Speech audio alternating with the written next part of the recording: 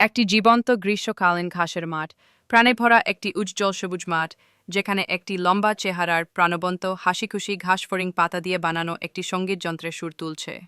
চারপাশে রংবেরঙের ফুল হালকা বাতাসে দুলছে।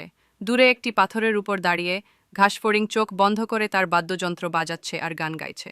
কাশফারেং আবেগপ্রবণ, আত্মবিশ্বাসী, আরামদায়ক ভঙ্গিমা। গ্রীষ্মের আবহ, চিন্তামুক্ত, সুরেলা, গ্রীষ্মের মাঝামাঝি আনন্দ। পাশের একটি মাটির পথে হাসে পিঁপড়ে, পিঠে ভারী একটি শস্যদানা তুলে নেওয়া। পাশে হাঁটছে ঘাসফড়িং, হাসতে হাসতে রোদেলা আকাশের দিকে ইশারা করছে। ঘাসফড়িং খেলাধুলার মতো আচরণ, প্রাণবন্ত।